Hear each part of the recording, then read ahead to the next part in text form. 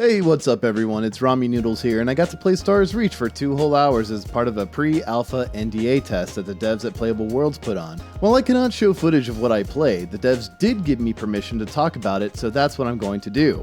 What you're seeing in the background is B-roll they graciously provided me. Now, let's jump into it. For this first test, they disabled a lot of things for players, with the devs letting us know that this test was intended to make sure things were running smoothly on the server with more people connected than just their own staff, and testing out the movement mechanics. We did get to see some features that we can look forward to testing and playing in the future, but I'll get to that later. When I first loaded in the game and started running around, I was immediately pleased to feel the weight of my character and the speed at which they moved. For movement, there is walking, crouch walking, running, sprinting, jumping, climbing, dodging, a grapple hook, and a grav mesh. The crouch walking feature is going to be used for stealth, and the way your character looks while crouching changes to indicate that. It sort of looks like someone blew a bunch of soap bubbles and pieced them together in the shape of your character. Sprinting and climbing took up the use of a stamina meter, much like Breath of the Wild, which the devs have already said they take inspiration from. Climbing did indeed feel like Breath of the Wild, which I personally think is great to have in an MMO, and I really can't think of any other MMOs off the top of my head that's implemented climbing like that. I think in the future it will be a great mechanic for exploration. The grav mesh was also cool. They are essentially floaty rocket boots that take up stamina when you have them activated, which you can do just by holding the jump button. Fall damage is a thing in this game, and I watched many people collectively unalive themselves by just flying too high and running out of stamina. If you keep enough stamina though, you can negate the impact before you land using the grav mesh and take no damage at all. So, please, save your stamina. You have so much to live for. The grapple hook was also pretty neat. It is attached to your character's hips, much like the omnidirectional mobility gear in Attack on Titan if you're familiar with that series. You can fire your grapple at a wall, which will bring you to it, and while midair, fire a grapple at another wall to change direction to the new wall you've attached to. You can repeat this and create a sort of Spider-Man traveling-like effect, except there is no swinging. The grapple just sends you straight to where you aimed at. My only criticism of it is that there was a slight delay between pressing the button and it actually firing off. But this is a pre-alpha stage, and I expect that this will be changed to be much more responsive in the future.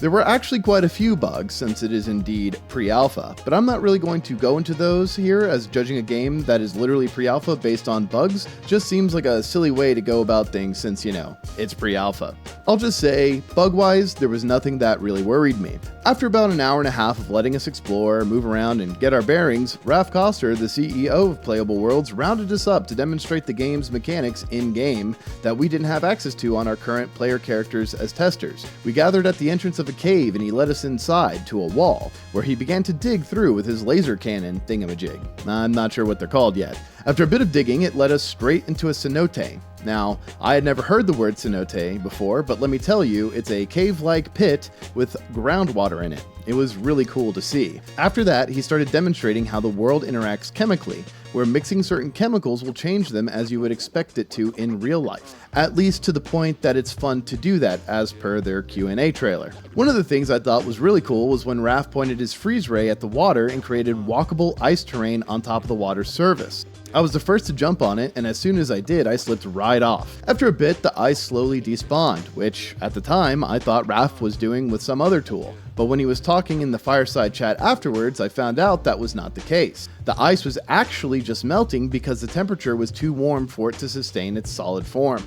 Personally, I found all of this mind-blowing, as we have never seen anything like this in an MMO before. As the test was about to end, the devs activated a meteor shower that rained fire from the skies, creating molten pools wherever they landed, and would damage you if you walked into them. So how did I feel coming in versus going out? Well, to be honest, my expectations were very low going in. The Playable Worlds team is very small compared to a lot of other companies making MMORPGs these days, and like so many other people have already voiced, I did not like the look of the animations or the character models. However, one of the first things I noticed when I loaded in is that the animations had already changed from the trailers they showed us, and even the B-roll you're seeing on screen now. It was a great improvement with the new animation not really bothering me at all. The devs have already stated that they're going to be improving both the character models and the environments themselves, and having already seen a change in the animations and environment myself, I believe them. The devs are listening, and I am very much looking forward to seeing what they cook up. As a 20-plus year veteran of Star Wars Galaxies, I was pleased to see that wounds and dancing to heal those wounds had made a comeback, as well as stylized speech bubbles based on your current mood, to add to that social flavor I always felt SWG had over other MMOs. I just want to say that nobody has sponsored this video, I have received no payment of any kind from Playable Worlds, and that these opinions I hold in this video are purely my own. So what is my current opinion on Stars Reach? Currently I am very hopeful for the future of this game, as the alpha surpassed my expectations and the game actually ran better than I expected it to. The MMORPG genre has needed innovation for a long while now, and it is refreshing to see a team of developers actually attempt to do that instead of doing whatever is safest and sterile like the AAA developers do. Of course, it is still pre-alpha and my opinion could 180 again, but what a breath of fresh air it is to see an MMORPG that is actually doing things differently. I'm really eager to see their combat, crafting, and housing systems, but the time for testing all of that hasn't come yet, though it is there. The tests are just focused on certain aspects of the game. I will be covering more Stars Reach in the future, so if you're interested in keeping up, you can subscribe. And if you want to further support me, you can become a member of my channel, and I will put your name in the credits of all my future videos. I will also link to the Stars Reach website and Discord down in the description below, as they are starting to trickle in invites for testing session. In fact, there will be another closed pre-alpha test session from the day after I upload this video. Thanks for tuning in, everyone. I'll catch you in the next one. Peace!